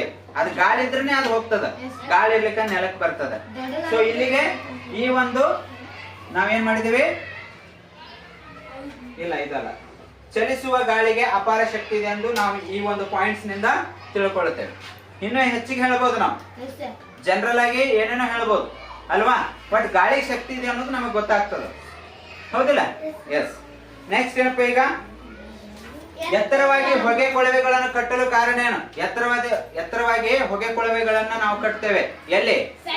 ಫ್ಯಾಕ್ಟರಿಗಳಲ್ಲಿ. ನೀವು ಸುತ್ತಮುತ್ತ ಫ್ಯಾಕ್ಟರಿಯಲ್ಲಿ ನೋಡ್ತೀರಿ, ಅಲ್ಲಿ ಒಂದೊಂದು ಏನ್ ಇರ್ತಾವೆ, ಕೊಳವೆಗಳು ಇರ್ತಾವ, ಹೌದಿಲ್ಲ? 1, 2 ಇರ್ದೇ ಇರ್ತಾವ. ಮತ್ತೆ ಹಳ್ಳಿ ಮನೆಗಳಲ್ಲಿ ಈ ಒಂದು ಮನೆಯಲ್ಲಿ ಏನ್ ಮಾಡಿರ್ತಾರೆ, ಇಸಾಳಿ ಅಂತ ಕರಿತೇವೆ ನಾವು. ಕನ್ನಡದಲ್ಲಿ ನಾವ್ ಏನ್ ಕರಿತೀವಿ, ಹಳ್ಳಿ ಭಾಷೆಯಲ್ಲಿ ಇಸಾಳಿ. ಇಸಾಳಿ ಅಂತ ಹೇಳಿದ್ರೆ ಕೆಳಗೆ ಒಲೆ ಇರುತ್ತ, ಆ ಒಲೆಯ ಮೇಲೆ ನಾವ್ ಏನ್ ಮಾಡ್ತೀವಿ, ಗೋಡೆಗೆ ಹಚ್ಕೊಂಡು ಪಳ್ಳು ಮಾಡಿರ್ತೀವಿ, ಫುಲ್ ಗೋಡೆಗೆ ಹಚ್ಕೊಂಡು. ಅದ್ರ ಮೇಲೆ ಏನ್ ಮಾಡಿರ್ತೀವಿ ನಾವು, ಈ ಪೈಪ್ಗಳನ್ನ ಹಾಕಿ ಬಿಟ್ಟಿರ್ತೇವೆ. ಅಂದ್ರೆ ಒಳಗಡೆ ಏನೇ ಅಡಿಗೆ ಮಾಡಿದ್ರು ಅದು ಹೊಗೆ ಆಯ್ತು ಅಂತ ಹೇಳಿದ್ರೆ ಅದು ಏನಾಗ್ತದೆ, ಆ ಕೊಳವೆ ಮುಖಾಂತರ ಹೊರಗೆ ಹೋಗ್ಬೇಕಾದ, ಮೇಲೆ ಹೋಗ್ತದೆ ಹೊರಗೆ, ಹೌದಲ್ಲ? ಅದಿಲ್ಲ ಅಂತ ಹೇಳಿದ್ರೆ ಮನೆ ಫುಲ್ ಏನಾಗ್ತದೆ, ಹೊಗೆ ತುಂಬಿಕೊಳ್ತದೆ. ಯಾಕ, ಹೋಗ್ಲಿಕ್ಕೆ ಜಾಗನೇ ಇಲ್ಲ, ದಾರಿನೇ ಇಲ್ಲ. ಸೊ ಈ ಫ್ಯಾಕ್ಟರಿಗಳಲ್ಲಿ ಏನ್ ಮಾಡ್ತಾರೆ, ಈ ಎತ್ತರವಾದಂತಹ ಹೊಗೆ ಕೊಳವೆಗಳನ್ನ ಕಟ್ಟಿರ್ತಾರೆ. ಯಾಕಪ್ಪ ಅಂತ ಹೇಳಿದ್ರೆ ಅಲ್ಲಿ ಉತ್ಪತ್ತಿ ಆಗುವಂತ ಹೊಗೆ, ಆ ಹೊಗೆ ವಾತಾವರಣದಲ್ಲಿ ಕೂಡಬಾರ್ದು, ವಾಯು ಮಾಲಿನ್ಯ ಆಗ್ಬಾರ್ದು ಅನ್ನೋ ಒಂದು ಉದ್ದೇಶದಿಂದ ಒಂದು ಇಂತಿಷ್ಟ ಮೀಟರ್ ವರೆಗೆ ಎತ್ತರಕ್ಕೆ ಅವನ್ನ ಕಟ್ಟಿ ಏನ್ ಮಾಡ್ತಾರೆ, ಹೊಗೆನ ಪಾಸ್ ಮಾಡ್ತಾರೆ. ಅದು ಹೊಗೆ ಕೆಳಗೆ ಬರೋದಿಲ್ಲ. ಹೊಗೆ ಅಂದ್ರೆ ಏನದು, ಇಂಗಾಲ ಡೈಆಕ್ಸೈಡ್, ಕಾರ್ಬನ್ ಡೈಆಕ್ಸೈಡ್ ಇರೋದ್ರಿಂದ ಈ ಕೆಳಗೆ ಏನಿದೆ, ಆಮ್ಲಜನಕ ಇದೆ. ಓಕೆ, ಭಾರವಾದಂತ ಅನಿಲ ಯಾವುದು, ಆಮ್ಲಜನಕ. ಸೊ ಅದು ಮೇಲೆ ಹೋದಂತ ಹೊಗೆ ವಾಪಸ್ ಕೆಳಗೆ ಬರೋದಿಲ್ಲ. ಯಾಕಂತ ಹೇಳಿದ್ರೆ ಆ ಇಂಗಾಲ ಡೈಆಕ್ಸೈಡ್ ಆಮ್ಲಜನಕ್ಕಿಂತಾನು ಹಗುರವಾಗಿದೆ. ಓಕೆ, ಅತಿ ಹಗುರವಾದದ್ದು ಯಾವುದು, ನೈಟ್ರೋಜನ್. ಅದು ತುಂಬಾ ಹಗುರ, ಅದು ನಿಲ್ಲೋದೇ ಇಲ್ಲ ಅದು. ಸೊ ಈ ಇಂಗಾಲ ಡೈಆಕ್ಸೈಡ್ ಈ ಭಾರವಾದಂತ ಆಮ್ಲಜನಕದ ಹತ್ರ ಬರೋದಿಲ್ಲ. ಅದು ಅಷ್ಟು ಎತ್ತರದಿಂದ ನಾವು ಮೇಲೆ ಕಲಿಸಿದ್ರೆ ಅದು ಮೇಲೆ ಹೋಗ್ತದೆ, ಕೆಳಗೆ ಬರೋದೇ ಇಲ್ಲ. ಓಕೆ, ಅಲ್ಲಿ ಏನಾದ್ರೂ ಟೋಟಲಿ ಗಾಳಿನೇ ಇಲ್ಲ, ಆಮ್ಲಜನಕನೂ ಇಲ್ಲ, ಒಟ್ಟ ಗಾಳಿನೇ ಇಲ್ಲ ಅಂದಾಗ ಆ ಹೊಗೆ ಏನಾಗ್ತದೆ, ಕೆಳಗೆ ಬರ್ತದೆ. ಅದು ಆಕ್ಯುಪೈಡ್ ಮಾಡ್ಕೊಳ್ತದೆ, ಆ ಖಾಲಿ ಜಾಗವನ್ನ ಆ ಹೊಗೆ ಆಕ್ರಮಣ ಮಾಡ್ಕೊಳ್ತದೆ. ಅರ್ಥ ಆಯ್ತಲ್ಲ? ಸೊ ಆ ರೀತಿಯಾಗಿ. ಓಕೆ, ಸೊ ಆ ಒಂದು ಉದ್ದೇಶದಿಂದ ಎತ್ತರವಾದಂತ ಕೊಳವೆಗಳನ್ನ ನಾವು ಕಟ್ಟಿ ಆ ಹೊಗೆಯನ್ನ ಹೊರಗೆ ಕಳಿಸ್ತೇವೆ. ಇದು ಕ್ಲಿಯರ್ ಆಯ್ತಲ್ಲ? ಅರ್ಥ ಆಯ್ತಲ್ಲ? ಎಸ್. ನೆಕ್ಸ್ಟ್ ಏನಪ್ಪಾ, ಸಸ್ಯಗಳ ಮೇಲೆ ವಾಯು ಮಾಲಿನ್ಯದ ಪರಿಣಾಮ ಏನಾಗ್ತದೆ ಅಂತ ಹೇಳಿ. ಈಗ ಮನುಷ್ಯರಿಗೆ ಏನೇನಾಗ್ತದೆ ಅಂತ ನಾವು ಡಿಸ್ಕಸ್ ಮಾಡಿದ್ವಿ ನಿನ್ನೆ ಅಲ್ವಾ? ಮನುಷ್ಯರಿಗೆ ಏನೋ ರೋಗಗಳು ಬರ್ತಾವ, ಕ್ಯಾನ್ಸರ್ ಆಗಿರ್ಬೋದು, ಹೃದಯ ರೋಗ ಆಗಿರ್ಬೋದು, ಶ್ವಾಸಕೋಶದ ತೊಂದರೆ ಆಗಿರ್ಬೋದು, ಉಸಿರಾಟ ತೊಂದರೆ ಆಗಿರ್ಬೋದು, ಹಿಂಗೆಲ್ಲ ನಾವು ಮಾತಾಡಿದ್ವಿ. ಎಲ್ಲ ನಮ್ಮ ಮನುಷ್ಯರಿಗೆ ಆಗುವಂತ ತೊಂದರೆಗಳಿವು. ಆದ್ರ ಈ ವಾಯು ಮಾಲಿನ್ಯದಿಂದ ಸಸ್ಯಗಳಿಗೆ ಏನೋ ಪ್ರಾಬ್ಲಮ್ ಆಗ್ತದೆ. ಓಕೆ, ಸಸ್ಯಗಳಿಗೆ ಏನು ಪರಿಣಾಮ ಉಂಟಾಗ್ತದೆ ಅನ್ನುವಂಥದ್ದು. ಸೊ ಏನಾಗ್ತದೆ ಅಂತ ಹೇಳಿದ್ರೆ, ಸಸ್ಯಗಳ ಬೆಳವಣಿಗೆ ಮತ್ತು ಸಸ್ಯಗಳಿಂದ ದೊರೆಯುವ ಉತ್ಪನ್ನಗಳು ಕಡಿಮೆ ಆಗ್ತದೆ, ಇಳುವರಿ ಕಡಿಮೆ ಆಗ್ತದೆ ಅಂತ ಹೇಳ್ತಾರೆ. ಅವುಗಳ ಬೆಳವಣಿಗೆ ನ್ಯಾಚುರಲ್ ಆಗಿ ಹ್ಯಾಂಗ್ ಬೆಳಿತಾವಲ್ಲ ಹಂಗೆ ಬೆಳೆಯುವುದಿಲ್ಲ. ಓಕೆ, ಅದೊಂದು. ಮತ್ತೆ ನ್ಯಾಚುರಲ್ ಆಗಿ ಏನೋ ಒಂದ್ ವೇಳೆ ಬೆಳೆದ್ರು, ಏನೋ ಹೇಗೋ ಬೆಳೆದ್ರು ಅವುಗಳಿಂದ ಸಿಗುವಂತಹ ಫಲ, ಓಕೆ, ಅವು ಏನಾಗ್ತವೆ, ಇಳುವರಿ ಕಡಿಮೆ ಆಗ್ತದೆ. ಈ ವರ್ಷ ನಮಗೆ 1,000 ಹಣ್ಣು ಕೊಟ್ಟಿದೆ ಅಂತ ತಿಳ್ಕೊಳ್ಳಿ ಒಂದು ಗಿಡ. ಆ ವಾಯು ಮಾಲಿನ್ಯದಿಂದ ಮುಂದಿನ ವರ್ಷ ಅದು 1000 ಅಲ್ಲ 500 ಕೊಡ್ತದೆ. ಯಾಕಂತ ಹೇಳಿದ್ರೆ ಅದು ಏನು ನ್ಯಾಚುರಲ್ ಆಗಿ ಅದಕ್ಕೆ ಮುಕ್ತವಾದಂತಹ ಒಂದು ವಾತಾವರಣ ಬೆಳಿಲಿಕ್ಕೆ ಸಿಗೋದಿಲ್ಲ. ಹಾಗಾಗಿ 1000 ಹಣ್ಣು ಕೊಡ್ತಾ ಇರುವಂತ ಗಿಡ 500 ವರೆಗೆ ಬರ್ತದೆ. ಹೌದಾ? ಸೊ ಇಳುವರಿ ಕಡಿಮೆ ಆಗ್ತದೆ, ಯಾವುದೇ ಗಿಡ ಗಂಟೆ ಆಗಿರ್ಬೋದು. ಓಕೆ, ಸೊ ರೈತರು ಹೇಳ್ತಿರ್ತಾರೆ, ಹೋದ ವರ್ಷ ನಾನು 100 ಚೀಲ ಮಾಡಿದ್ದೆ, ಈ ಸರಿ 70 ಆಗಿದೆ ಅಂತ ಅಲ್ವಾ? ಯಾಕಾಗಿದೆ ಅಂತ ಹೇಳಿದ್ರೆ ಅದೇ ಅನಾನುಕೂಲಗಳು ಆಗಿರ್ತವೆ. ಹಾಕಿದ ಬೀಜ ಅಷ್ಟೇ, ಬೀಜ, ಗೊಬ್ಬರ, ಮತ್ತೆ ಏನೋ ಈ ನೀರು ಎಲ್ಲ ನೀರಾವರಿ ಎಲ್ಲ ಮಾಡಿದ್ದಾರೆ, ಬಟ್ ಈ ಸರಿ ಬೆಳಿಲಿಲ್ಲ ಅಷ್ಟು ಅಲ್ವಾ? ಅಷ್ಟೆಲ್ಲ ಕೊಟ್ರು ಸಸ್ಯಗಳಿಗೆ ಏನ್ ಬೇಕಪ್ಪ? ರೈತ ಅಂತೂ ನೀರು ಕೊಟ್ಟ, ಗೊಬ್ಬರ ಕೊಟ್ಟ, ಎಲ್ಲ ಕೊಟ್ಟ, ಓಕೆ. ಆದ್ರೆ ಗಿಡಗಂಟಿಗಳಿಗೆ ಏನ್ ಬೇಕು? ಗಾಳಿ ಬೇಕು ಅಲ್ವಾ? ಗಾಳಿ ಬೇಕು, ಸೂರ್ಯನ ಬೆಳಕು ಬೇಕು. ಇದೆಲ್ಲ ಇದ್ರೇನೆ ಅವು ಚಂದ ಬೆಳಿತಾವ ಅಲ್ವಾ? ಮತ್ತೆ ಅವುಗಳ ಕೊರತೆ ಆಯ್ತು ಅಂತ ಹೇಳಿದ್ರೆ, ವಾಯು ಮಾಲಿನ್ಯ ಆಯ್ತು ಅಂತ ಹೇಳಿದ್ರೆ, ಆ ಗಾಳಿ ದೂಷಿತವಾಗಿದ್ದರೆ ಅವಾಗ ಆ ಬೆಳೆ ಚೆನ್ನಾಗಿ ಬರೋದಿಲ್ಲ ಅಲ್ವಾ? ಸಸ್ಯಗಳು ಸರಿಯಾಗಿ ಬೆಳೆಯೋದಿಲ್ಲ. ಇದು ಒಂದು ಮೇನ್ ಕಾರಣ. ಹಾಗಾಗಿ ಏನೋ ಈ ಸಸ್ಯಗಳ ಒಂದು ವಾಯುಮಾಲಿನ್ಯದಿಂದ ಅವು ಸರಿಯಾಗಿ ಬೆಳೆಯೋದಿಲ್ಲ ಮತ್ತು ಸರಿಯಾಗಿ ಇಳುವರಿ ಕೊಡೋದಿಲ್ಲ, ನಮಗೆ ಫಲವು ಕೊಡೋದಿಲ್ಲ. ಕ್ಲಿಯರ್ ಆಯ್ತಿದು? ಎಸ್. ಮತ್ತೇನು? ಅತಿಯಾದ ವಾಯು ಮಾಲಿನ್ಯದ ಪರಿಣಾಮಗಳು ಏನಂತ? ಅತಿಯಾಗಿ ಅಂದ್ರೆ ಈಗ ದಿಲ್ಲಿ ಬಗ್ಗೆ ನಾವು ಮಾತಾಡಿದೀವಲ್ಲ ಮೊನ್ನೆ, ಅಲ್ಲಿ ಅತಿಯಾದ ವಾಯು ಮಾಲಿನ್ಯ ಇದೆ. ಈ ಟೈಮ್ ನಲ್ಲಿ ಈಗ ನಮಗೆ ಹೇಗೆ ಈಗ ಸ್ಪಷ್ಟವಾಗಿ ಎಲ್ಲ ಕಾಣ್ತಾ ಇದೆ, ಬಿಸಿಲಿದೆ, ಅಗ್ದಿ ಫಸ್ಟ್ ಕ್ಲಾಸ್ ಇದೀವಲ್ಲ ನಾವಿಲ್ಲಿ, ವಾತಾವರಣ ಫುಲ್ ಕ್ಲಿಯರ್ ಇದೆ ಇಲ್ಲಿ. ಈಗ ಈ ಟೈಮ್ಗೂ ನೀವು ಡೆಲ್ಲಿ ಕಡೆ ಹೋದ್ರೆ, ನಮ್ಮ ನವದೆಹಲಿ ಏನಿದೆಯಲ್ಲ ರಾಜಧಾನಿ, ಅಲ್ಲಿ ಹೋದರೆ ನಿಮಗ ಈಗ ಬೆಳಗಿನ ಜಾವ ಮುಸುಕು ಹಾಕಿರ್ತದಲ್ಲ, ಅಂದ್ರೆ ಇಬ್ಬನಿ ಬಿದ್ದಿರ್ತದಲ್ಲ, ಆ ಟೈಪ್ ವಾತಾವರಣ ಕಾಣ್ತದ. ಯಾಕ? ಅಲ್ಲಿರುವಂತಹ ವಾಯುವಿನಲ್ಲಿ ಅನೇಕ ಧೂಳು ಕಣಗಳು, ಅದು ಇದು ಟೋಟಲ್ ಏನಾಗಿದೆ ಅಂತ ಹೇಳಿದ್ರೆ ವಾಯು ಮಾಲಿನ್ಯದಿಂದ ಕೂಡಿಕೊಂಡಿದೆ. ಎಸ್ಪೆಷಲಿ ಅಲ್ಲಿ ಜನ ಎಷ್ಟದಾರಲ್ಲ ಅಷ್ಟು ಜನ ಇರುವಷ್ಟೇ ಅಲ್ಲಿ ವಾಹನಗಳದಾವ, ಅಷ್ಟೇ ವಾಹನಗಳು.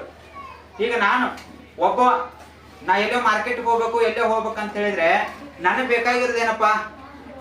ಒಂದು ಸೈಕಲ್ ಅಥವಾ ಒಂದು ಸ್ಕೂಟರ್ ಸಾಕು. ನಾನು ಕಾರ್ ಗಾಡಿ ತಗೊಂಡು ಓಡಾಡ್ತೇನೆ, ಅಷ್ಟು ಜಾಗನೂ ನಾ ಆಕ್ಯುಪೈಡ್ ಮಾಡ್ಕೊಂಡೆ, ಹೌದಾ? ಮತ್ತೆ ಅಲ್ಲಿ ಹೋಗಿ ಬರ್ಲಿಕ್ಕೆ ಅಷ್ಟು ಪೆಟ್ರೋಲ್ ಡೀಸೆಲ್ ಅನ್ನ ನಾನು ಏನ್ ಮಾಡ್ತೇನೆ, ಸುಟ್ಟು ಆ ಹೊಗೆಯನ್ನು ವಾತಾವರಣದಲ್ಲಿ ಬಿಡ್ತೇನೆ, ಹೌದಾ ಇಲ್ಲ? ಸೊ ಹಾಗಿರ್ಬೇಕಾದ್ರೆ ದೊಡ್ಡ ದೊಡ್ಡ ವಾಹನಗಳು ನೀವು ಸಿಟಿಯಲ್ಲಿ ಓಡಾಡಲಿಕ್ಕೆ ಸ್ಟಾರ್ಟ್ ಮಾಡಿದ್ರೆ ಅಲ್ಲಿ ಟ್ರಾಫಿಕ್ ಜಾಮ್ ಆಗ್ತದೆ. ಟ್ರಾಫಿಕ್ ಜಾಮ್ ಆದಾಗ ಏನಾಗ್ತದೆ, ಗಾಡಿ ನಿಂತ್ಕೊಂಡಿರ್ತಾವ, ಆದ್ರೆ ಇಗ್ನಿಷನ್ ಆನೇ ಇರುತ್ತೆ. ಅಂದ್ರೆ ಇಂಜನ್ ಸ್ಟಾರ್ಟ್ ಇಟ್ಟಿರ್ತೀವಿ ನಾವು. ಇಂಜನ್ ಸ್ಟಾರ್ಟ್ ಅಂತ ಹೇಳಿದಾಗ ಅಲ್ಲಿ ಏನಾಗ್ತದೆ, ಹೊಗೆ ಹೋಗ್ತಾನೆ ಇರುತ್ತೆ ಅಲ್ವಾ? ಸೊ ಪ್ರತಿದಿನ ಆ ರೀತಿ ಆಗೋದ್ರಿಂದ ಅಲ್ಲಿ ಏನೈತಿ, ಪರಿಸರ ಮಾಲಿನ್ಯ ಅಂದ್ರೆ ಎಸ್ಪೆಷಲಿ ವಾಯು ಮಾಲಿನ್ಯ ಉಂಟಾಗ್ತದೆ. ಓಕೆ, ಅತಿಯಾಗಿ ವಾಯು ಮಾಲಿನ್ಯ ಆದರೆ ಅತಿಯಾದ ವಾಯು ಮಾಲಿನ್ಯದ ಪರಿಣಾಮ ಈ ರೀತಿ ಆಗ್ತದೆ. ಅದ್ರ ಜೊತೆ ಮತ್ತೇನಿದೆಪ್ಪ, ಪ್ರಾಣಿ ಮತ್ತು ಸಸ್ಯಗಳ ಸಂತತಿ ಏನಾಗ್ತದೆ, ಕಣ್ಮರೆ ಆಗ್ತದೆ. ಪ್ರಾಣಿಗಳ ಮತ್ತು ಏನು ಸಸ್ಯಗಳ ಸಂತತಿ ಏನಾಗ್ತದೆ, ಅದು ಕಣ್ಮರೆ ಆಗ್ತದೆ. ಕಣ್ಮರೆ ಅಂತ ಹೇಳಿದ್ರೆ ಏನು, ಟೋಟಲಿ ಡೆಮಾಲಿಶ್. ಓಕೆ, ಅದು ಹಿಂಗಿತ್ತಪ್ಪ ಅನ್ನೋದು ನಮಗೆ ಗೊತ್ತಾಗೋದಿಲ್ಲ. ಎಷ್ಟೋ ಪ್ರಾಣಿ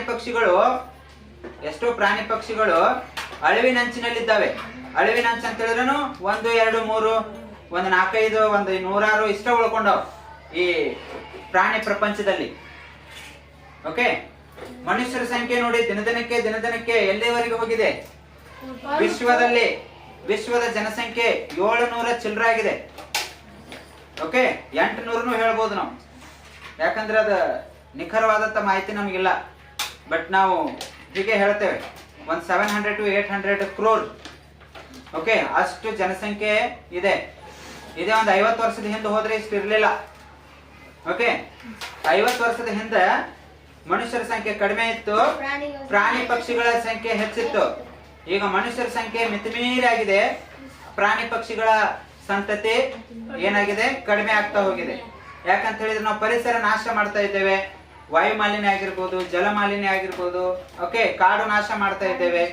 ಇಷ್ಟೆಲ್ಲ ಮಾಡೋದ್ರಿಂದ ಅಲ್ಲಿ ಬದುಕುವಂತ ಸೂಕ್ಷ್ಮ ಜೀವಿಗಳು, ಸೂಕ್ಷ್ಮ ಪ್ರಾಣಿ ಪಕ್ಷಿಗಳು ಅವೆಲ್ಲ ಏನಾಗಿದ್ದಾವೆ, ನಾಶ ಆಗ್ತಾ ಇದ್ದಾವೆ.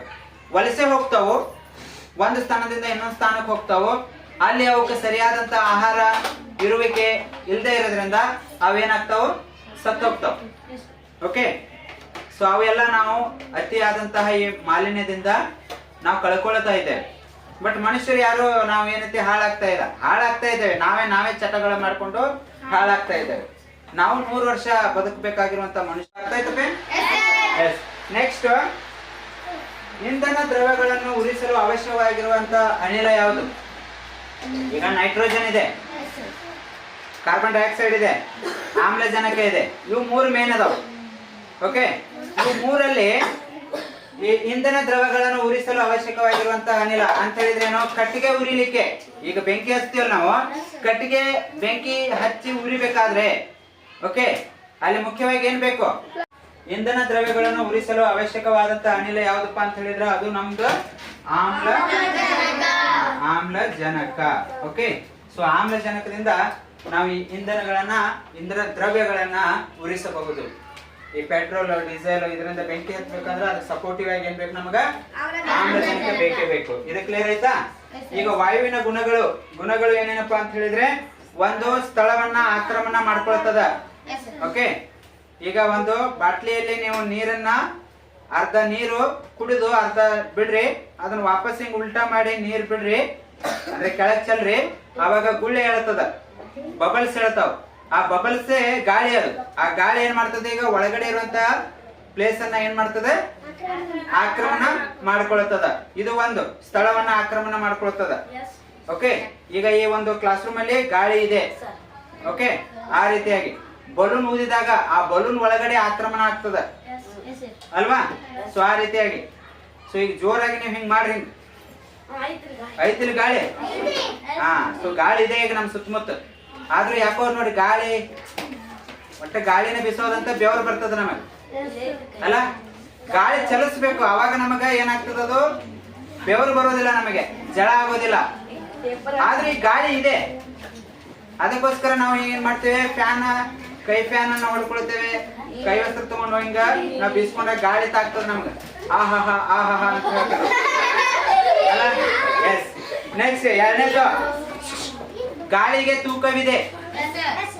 ಸೊ ಗಾಳಿಗೆ ತೂಕವಿದೆ ಅನ್ನೋದು ನಾವು ಹೆಂಗ್ ಕಂಡು ಹಿಡಿತೇವೆ ಅಂತ ಹೇಳಿದ್ರೆ, ನೀವೇನ್ ಮಾಡ್ರಿ, ಮನೆಯಲ್ಲಿ ಓಕೆ 2 ಸಮಾನವಾಗಿ ಬಲೂನ್ಗಳನ್ನ ಊದಿ, ಓಕೆ, ಒಂದು ಕಟ್ಟಿಗೆಗೆ ಕಟ್ಟಿ, 2 ಬದಿ ಕಟ್ಟಿಗೆಗೆ ಗಾಳಿ ತುಂಬಿದ ಬಲೂನ್ ಅನ್ನ ಕಟ್ಟಿ, ಮಿಡಲ್ ಒಂದು ದಾರ ಕಟ್ಟಿ ಹಿಡಿ, ಅವಾಗ ಏನಾಗ್ತದೆ, 2 ಸಮಾನವಾಗಿ ಕಾಣ್ತದ.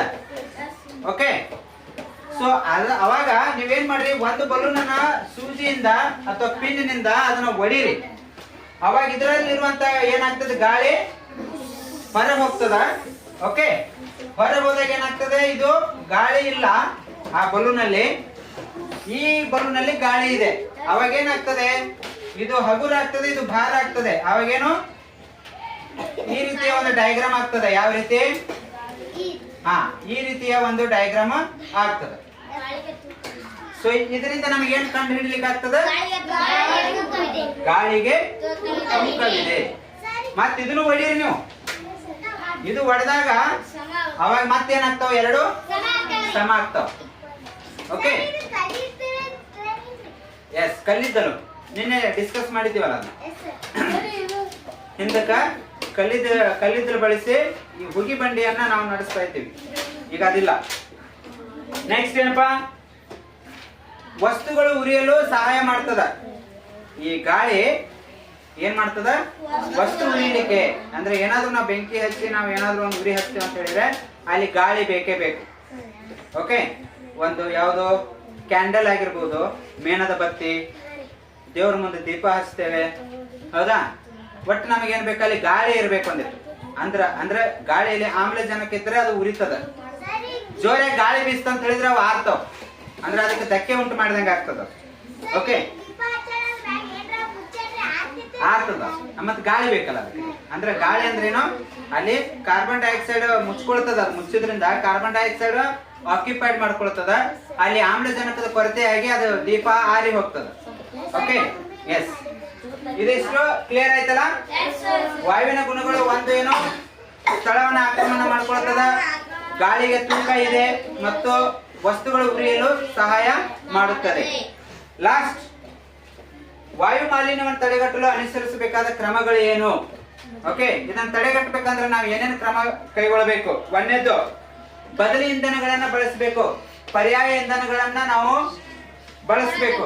ಸೌರಶಕ್ತಿ ಆಗಿರ್ಬೋದು, ಜಲವಿದ್ಯುತ್ ಶಕ್ತಿ ಆಗಿರ್ಬೋದು, ಅಥವಾ ಪವನ ವಿದ್ಯುತ್ ಶಕ್ತಿ ಆಗಿರ್ಬೋದು, ಅದನ್ನ ಬಳಸೋದ್ರಿಂದ ವಾಯು ಮಾಲಿನ್ಯವನ್ನ ನಾವು ತಡೆಗಟ್ಟಬಹುದು.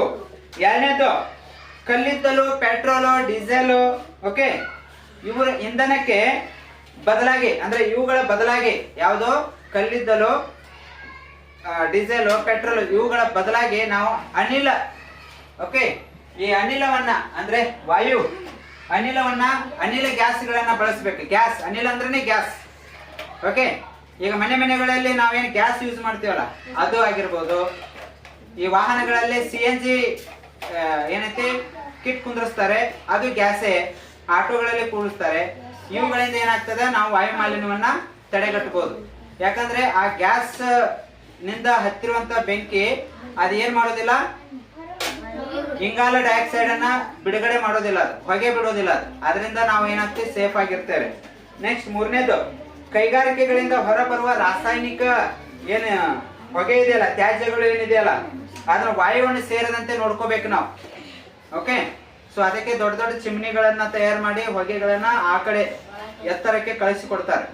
ಅದು ಕೆಳಗೆ ಜನವಸತಿ ಪ್ರದೇಶಗಳಲ್ಲಿ, ಆ ಒಂದು ವಾತಾವರಣದಲ್ಲಿ, ಆ ಒಂದು ಗಾಳಿಯಲ್ಲಿ ಆ ಒಂದು ಕೆಮಿಕಲ್ ಇರುವಂತ ಹೊಗೆ ಕೂಡ್ಕೊಳತ್ತಂತ ಹೇಳಿದ್ರೆ ನಮಗೆ ಏನಾಗ್ತದೆ, ಉಸಿರಾಡಕ್ಕೆ ತೊಂದರೆ ಆಗ್ತದೆ. ಹಾಗಾಗಿ ಎತ್ತರದ ಏನೋ ಈ ಕೊಳವೆಗಳನ್ನ ಮಾಡಿ ಹೊಗೆಯನ್ನ ಮೇಲಕ್ಕೆ ಕಳಿಸ್ಬಿಡ್ತಾರೆ. ಮತ್ತೆ ನಾಲ್ಕನೇದು, ಹೊಗೆ ನಿಯಂತ್ರಣ ವ್ಯವಸ್ಥೆ ಮಾಡಬೇಕು. ಓಕೆ, ಹೊಗೆಯನ್ನ ನಿಯಂತ್ರಣ ಮಾಡುವಂತ ಒಂದು ವ್ಯವಸ್ಥೆ ನಾವು ಮಾಡಲೇಬೇಕು. ಈಗ ವಾಹನಗಳಿಗೆ ಇದೆಲ್ಲ ಏನದು ಅಳವಡಿಸಿರ್ತಾರೆ, ಹೊಗೆ ನಿಯಂತ್ರಣ ಮಾಡುವಂಥದ್ದು. ಅದಕ್ಕೆ RTO ಅವ್ರು ಏನ್ ಮಾಡ್ತಾರೆ, ಈ ವಾಹನಗಳನ್ನ 3 ತಿಂಗಳಿಗೊಮ್ಮೆ, 6 ತಿಂಗಳಿಗೊಮ್ಮೆ, 1 ವರ್ಷಕ್ಕೊಮ್ಮೆ ಚೆಕಪ್ ಮಾಡ್ತಾರೆ. ಹೊಗೆ ತಪಾಸಣಾ, ಓಕೆ, ಹೊಗೆ ತಪಾಸಣೆ ಮಾಡ್ತಾರೆ. ಅದಕ್ಕೆ ಆದಂತಹ ಏನಿದೆ, ಅದ ಡೀಲರ್ಸ್ ಇರ್ತಾರೆ. ನಮ್ಮ ವಾಹನವನ್ನ ತಗೊಂಡು ಹೋಗಿ ನಾವೇನ್ ಮಾಡ್ಬೇಕು, ಅವರು ಈ ಒಂದು ವಾಹನದ ಈ ಕೊಳವೆ ಇರ್ತದಲ್ಲ ಹೊಗೆ ಹೋಗ್ಲಿಕ್ಕೆ, ಸೈಲೆನ್ಸರ್ ಅಂತ ಕರಿತೀವಲ್ಲ, ಅದರಲ್ಲಿ ಅವರು ಒಂದು ಮಷಿನ್ ಅನ್ನು ಇಟ್ಟು ಅದನ್ನ ಏನು ಚೆಕ್ ಮಾಡ್ತಾರೆ 1 ನಿಮಿಷಗಳ ಕಾಲ. ಅವಾಗ ಅದು ಅವರಿಗೆ ಒಂದು ಕಂಪ್ಯೂಟರ್ ಅಲ್ಲಿ ಒಂದು ರಿಸಲ್ಟ್ ಬರ್ತದ. ಓಕೆ, ಈ ವಾಹನ ಎಷ್ಟು ಹೊಗೆ ಪರಿಸರದಲ್ಲಿ ಬಿಡ್ತಾ ಇದೆ ಅಂತ ಹೇಳಿ ಅದು ಪರ್ಟಿಕ್ಯುಲರ್ ಒಂದು ಸರ್ಟಿಫಿಕೇಟ್ ಕೊಡ್ತದ. ಆ ಸರ್ಟಿಫಿಕೇಟ್ ಅನ್ನ ನಾವು RTO ಅವರಿಗೆ, ಪೊಲೀಸರಿಗೆ ತೋರಿಸಿದ್ರೆ ನಮ್ಮ ವಾಹನ ಸೇಫ್. ಇಲ್ಲ ಅಂತ ಹೇಳಿದ್ರೆ ನಮ್ಮ ವಾಹನ ಡೇಟ್ ಡಿಫರ್ ಆಗಿದೆ, ತುಂಬಾ ಹೊಗೆ ಬಿಡ್ತಾ ಇದೆ ಅಂತ ಹೇಳಿ ಅದನ್ನ ಸೀಸ್ ಮಾಡ್ತಾರೆ. ಓಕೆ, ಹಾಗಾಗಿ ಹಳೆ ವಾಹನಗಳು 15 ವರ್ಷಗಳ ಕೇಳಿಲಿ, ಹಳೆಯ ವಾಹನಗಳು 15 ವರ್ಷದ ಮೇಲ್ಪಟ್ಟಿರುವಂತಹ ಆ ಒಂದು ವಾಹನಕ್ಕೆ 15 ವರ್ಷ ಆಗಿದೆ ಅನ್ನುವಂತ ವಾಹನ ಯಾವ ಇರ್ತಾವಲ್ಲ, ಫಿಟ್ನೆಸ್ ಸರ್ಟಿಫಿಕೇಟ್ ಇದ್ರೆ ಓಕೆ. ಅದು ಫಿಟ್ ಇಲ್ಲ, ಅದು ವಾತಾವರಣಕ್ಕೆ ಸರಿಯಾಗಿ ಕೆಲಸ ಕೊಡೋದಿಲ್ಲ ಅನ್ನುವಂಥದ್ದು ತಿಳಿತಂತ ಹೇಳಿದ್ರೆ ಅದನ್ನೇನ್ ಮಾಡ್ತಾರೆ, ಸೀಸ್ ಮಾಡ್ತಾರೆ. 15 ವರ್ಷದ ಮೇಲ್ಪಟ್ಟಿರುವಂತ ವಾಹನಗಳೆಲ್ಲ ಏನ್ ಮಾಡ್ತಾರೆ, ಗುಜರಿಗೆ ಹಾಕ್ತಾರೆ, ಸೀಸ್ ಮಾಡ್ತಾರೆ. ನೀವು ಎಷ್ಟೇ ಚೆನ್ನಾಗಿ ಇಟ್ಕೋರಿ ಅದನ್ನ, ಬಟ್ ಅದು ವಾತಾವರಣಕ್ಕೆ, ನಮ್ಮ ಏನೈತಿ ಈಗಿನ ಒಂದು ಸಮಾಜಕ್ಕೆ ಅದು ಮಾರಕ ತೊಂದರೆ ಮಾಡ್ತದ ಅಂತ ಹೇಳಿ ಅದನ್ನ ಸೀಸ್ ಮಾಡಿ ಮತ್ತೆ ನಮಗೇನು ಅವಕಾಶ ಕೊಡ್ತಾರ, ಹೊಸ ವಾಹನ ತಗೊಳ್ಳಿಕ್ಕೆ ಅವಕಾಶ ಮಾಡಿ ಕೊಡ್ತಾರೆ. ಓಕೆ, ಆ ವಾಹನಕ್ಕೆ ಇಂತಿಷ್ಟು ಅಮೌಂಟ್ ಮಾಡಿ ಅದನ್ನ ಏನ್ ಮಾಡ್ತಾರೆ, ಈ ಡೌನ್ ಪೇಮೆಂಟ್ ಅಂತ ಹೇಳಿ ಆ ಒಂದು ಶೋರೂಮ್ಗೆ ಆ ಅಮೌಂಟ್ ಅಲ್ಲಿ ಕೊಡ್ತಾರೆ. ನಾವು ಅಲ್ಲಿಂದ ನಾವು ಹೊಸ ಮತ್ತೇನೈತಿ ವಾಹನವನ್ನ ಈಗಿರುವಂತ ಎಲ್ಲ ಓಕೆ ಫೆಸಿಲಿಟಿ ಇರುವಂತಹ ವಾಯು ಮಾಲಿನ್ಯ ಆಗದೆ ಇರುವ ಹಾಗೆ, ಪರಿಸರಕ್ಕೆ ಹಾನಿ ಉಂಟು ಮಾಡದೇ ಇರುವಂತಹ ವಾಹನ ನಮಗೆ ಏನ್ ಮಾಡ್ತಾರೆ, ಕೊಡ್ತಾರೆ. ನೆಕ್ಸ್ಟ್, ಸಾರ್ವಜನಿಕ ವಾಹನಗಳ ಬಳಕೆ ಮಾಡಬೇಕು ಅಂತ ಹೇಳ್ತಾರೆ. ಮನೆ ಮುಂದೆ ನಮ್ಮ ವಾಹನಗಳನ್ನ ಅತಿ ಅವಶ್ಯಕ ದೂರದ ಪ್ರಯಾಣ ಇತ್ತಂದ್ರೆ ನಾವು ಸ್ವಂತ ವಾಹನವನ್ನು ತಗೊಂಡು ಹೋಗೋದು ಒಳ್ಳೆಯದು. ಆದ್ರೆ ಸಿಟಿಯಲ್ಲಿ ಅಲ್ಲಿ ಇಲ್ಲಿ ನಾವು ಏನಾದ್ರೂ ಹೋಗ್ತಾ ಇದ್ರೆ, ಓಕೆ, ಸೊ ದಿನನಿತ್ಯದ ಯಾವ್ದಾರ ಒಂದು ಕೆಲಸ ಕಾರ್ಯಗಳಿಗೆ ನಾವು ಈ ಆಟೋ ಆಗಿರ್ಬೋದು, ಸಾರ್ವಜನಿಕ ಬಸ್ ಆಗಿರ್ಬೋದು, ಇಂಥವು ನಾವು ಬಳಸೋದ್ರಿಂದ ನಮ್ಮ ವಾಹನದಿಂದ ಬಿಡುಗಡೆ ಆಗುವಂತ ಆ ಹೊಗೆ ಮತ್ತು ಅದು ವಾಯು ಮಾಲಿನ್ಯವನ್ನ ತಡೆಗಟ್ಟಲಿಕ್ಕೆ ನಾವು ಒಂದ್ ಸ್ವಲ್ಪ ಸ್ಯಾಕ್ರಿಫೈಸ್ ಮಾಡಿದಂಗೆ ಅಲ್ವಾ, ಸಾರ್ವಜನಿಕ ವಾಹನವನ್ನ ಬಳಸೋದ್ರಿಂದ. ಯಾಕಂತ ಹೇಳಿದ್ರೆ ಆ ಸಾರ್ವಜನಿಕ ವಾಹನ ಒಂದೇ ಇರ್ತದೆ, ಅಲ್ಲಿ ಹೋಗು ಬರುವರಂತರು 100 ಜನ ಇರ್ತಾರೆ. ಅದೇ 100 ಜನ ತಮ್ಮ ಸ್ವಂತ ವೆಹಿಕಲ್ ಅನ್ನ ತಗೊಂಡು ಓಡಾಡ್ಲಿಕ್ಕೆ ಸ್ಟಾರ್ಟ್ ಮಾಡಿದ್ರೆ ಓಕೆ, ಅಲ್ಲಿ ಏನಾಗ್ತದೆ, ಆ ಒಂದು ಬಸ್ಸಲ್ಲಿ 100 ಜನ ಇರೋರು ಆ ರೋಡಿನಲ್ಲಿ 100 ವಾಹನಗಳು ನಿಲ್ಬೇಕಾಗ್ತದೆ. ಇದರಿಂದ ಟ್ರಾಫಿಕ್ ಜಾಮು ಆಗ್ತದೆ, ಮತ್ತೆ 100 ವಾಹನದಿಂದ ಏನಾಗ್ತದೆ, ಈ ಹೊಗೆ ಹೊರಗೆ ಬರ್ತದೆ ಅಲ್ವಾ. ಸೊ ಹಾಗಾಗಿ ಸಾರ್ವಜನಿಕ ಈ ವಾಹನಗಳ ಬಳಕೆ ನಾವು ಮಾಡ್ಬೇಕು. ಎಸ್ಪೆಷಲಿ ಯಾವುದು ಆಟೋ ಆಗಿರ್ಬೋದು, ಮತ್ತು ಬಸ್ ಆಗಿರ್ಬೋದು, ಟ್ರೈನ್ ಆಗಿರ್ಬೋದು, ಮೆಟ್ರೋ ಆಗಿರ್ಬೋದು, ಇಂಥವೆಲ್ಲ ನಾವು ಬಳಸ್ಕೋಬೇಕು. ಮತ್ತೆ ಜನವಸತಿ ಪ್ರದೇಶಗಳಲ್ಲಿ ತ್ಯಾಜ್ಯಗಳನ್ನ ಸುಡಬಾರ್ದು ಅಂತ ಹೇಳ್ತಾರೆ. ಅಕ್ಕಪಕ್ಕದ ಮನೆಗಳಿದ್ರೆ ನಾವೇನ್ ಮಾಡಬಾರ್ದು, ಸುಡಬಾರ್ದು. ಓಕೆ, ಇದನ್ನ ನಾವು ತುಂಬಾ ಚೆನ್ನಾಗಿ ನೋಡ್ಕೋಬೇಕು. ಮತ್ತೆ ಎತ್ತರವಾದ ಹೊಗೆ ಕೊಳವೆಗಳನ್ನ ಏನ್ ಮಾಡ್ಬೇಕು, ಕಟ್ಟಿಸ್ಬೇಕು. ಅವಾಗ ಆ ಹೊಗೆ ಏನಾಗ್ತದೆ, ಮೇಲೆ ವಾತಾವರಣದಲ್ಲಿ ಕೂಡಿಕೊಳ್ತದೆ, ಕೆಳಗೆ ಬರ್ಲಿಕ್ಕೆ ಆಗುತ್ತೆ. ಇಷ್ಟೆಲ್ಲ ವಾಯು ಮಾಲಿನ್ಯವನ್ನು ತಡೆಗಟ್ಟಬಹುದು. ಇಷ್ಟೆಲ್ಲ ಇದರಿಂದ ವಾಯು ಮಾಲಿನ್ಯವನ್ನು ನಾವೇನ್ ಮಾಡಬಹುದು, ತಡೆಗಟ್ಟಬಹುದು. ಅರ್ಥ ಆಯ್ತಲ್ಲ? ಇಲ್ಲಿಗೆ ನಮ್ಮ ಈ ವಾಯು ಅನ್ನುವಂತ ಚಾಪ್ಟರ್ ಕ್ಲೋಸ್ ಆಯ್ತು. ಇನ್ನು ಮುಂದೆ ನಾವು ನೀರಿನ ಬಗ್ಗೆ ತಿಳ್ಕೊಳ್ಳೋಣ. ಅರ್ಥ ಆಯ್ತಾ? ಓಕೆ.